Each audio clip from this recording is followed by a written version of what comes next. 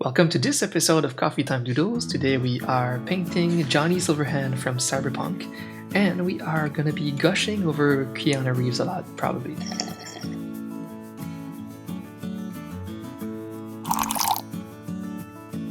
Hi, it's good to be back! This is kind of my birthday episode, but 3 weeks late by the time this comes out. So today we're making a Cyberpunk artwork featuring Keanu Reeves as the character Johnny Silverhand. This scene that I'm going to create is Johnny standing on the rooftop that we often go back to in the game to discuss with our friend Judy. Judy is my second favorite character in the game, and she would probably make a cool drawing too, but I had to choose and I went with Johnny because he really made the game for me. So yes, I actually played Cyberpunk, which is surprising because I'm personally not a big fan of open world games, but it caught my interest and I could tell that the devs really put everything they had in this game and tried to bring something new to the cyberpunk genre, which honestly isn't a genre that we've exploited that much yet in video games, or at least not in an immersive setting like this. And I also basically just needed a chill December game to play offline and relax with, and honestly, it really did the job for me. I played it in the middle of the big drama when CD Projekt Red received backlash after their console launch flopped and Sony withdrew the game from the PlayStation Store. But on PC, the game was running. It was running like when you get up too fast and you get dizzy and fall back on the couch and hit your head on the lamp. It's just running with a lot of bugs, but it's my honest opinion that the bugs made my experience 10 times better than without. They were an actual highlight of my playthrough. You could have a really serious scene ruined by a character running around headless, or cars out of nowhere having a collision that would make them fly to the sky while you're just casually chilling at a red light. That's the content I paid for. But if I look past the best things about the game, which are the bugs, the game is actually great. Twitter was being Twitter and cancelling everything about the project because of the performance issues at launch, and I was here just enjoying the game a lot. And that's coming from someone who typically avoids any open world games, with tons of side quests that bring little meaning to the main plot. Like, I don't even play games like Skyrim, GTA, Assassin's Creed, or even The Witcher. And I consider myself a big RPG fan, so it's kind of a weird thing because for me, I always call these games offline MMOs. And after spending like 1 million hours on World of Warcraft in the first 3 years, I was just done side questing. If I'm going to spend 1 million hours doing side quests for NPCs, I'd rather be immersed with real people than robots. So open world games kind of make me feel alone. Speaking of being alone, the world that they created was insanely big. It's like 5 Montreals wide. Sorry for speaking in Canadian towns. You can go anywhere. I couldn't help but think how much time or money they must have spent on developing this city alone. I was even thinking that it would have been okay to cut some part of the map and add more manpower on polishing the game for launch. But what do I know? The only games I've developed in my life are 3 mobile games. I actually did that.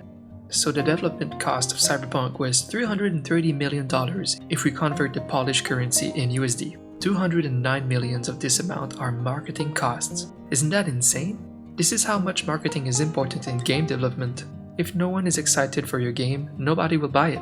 They managed to hype up the whole gaming community, and even with a disaster of a launch, they somehow managed to recoup the dev costs in early December. That's good. I believe that hard work should be rewarded. The devs were promised a 10% share of the company's annual profit for 2020, so it's a good thing that they had at least that amount of success. It's a lot of hard work to develop a game, so any success story is good news to me. Since my game dev period, I've been a part of the indie dev Facebook groups, and I love following these projects over there, from the earliest stages before they get on Steam. Some of them find success, but the majority don't. I kinda hate to see how hard these developers are working on their indie projects for years and receive absolutely nothing in return. You really need a die-hard passion for developing games to get into this field. You need to become very talented and surround yourself with talented people, the whole deal. So every time I see a project succeed, I'm just like, get that bread, girl, let's go! I wonder if any of you know the horror game called Devotion. It's a Taiwanese horror game that was highly acclaimed and was to be one of the best horror games of 2019. Soon after the launch on Steam, some people found a little poster in the corner of a dark room in the game that was portraying a parody of the Chinese government. As you may have guessed, the game disappeared. It was banned from Steam, never to see the light of day ever again. Imagine how the developers felt.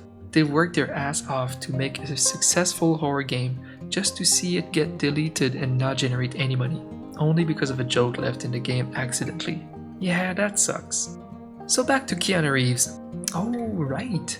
It's my first time drawing Keanu Reeves, but I mean Keanu Reeves. I've always loved the guy, and I'm glad that the whole gaming community ships him that much since his John Wick series. But these gamer kids should probably go back and watch his oldies though, like Speed, Point Break, The Devil's Advocate, Constantine, or the movie with Jack Nicholson where he dates a woman much older than him. I love the guy, and he's by far my biggest surprise in Cyberpunk. I thought for sure that he was going to be one of the many NPCs that we encounter and maybe just get some side quests from, but no, he's a character that's literally in a chip attached to your brain, so he's with us throughout the whole game.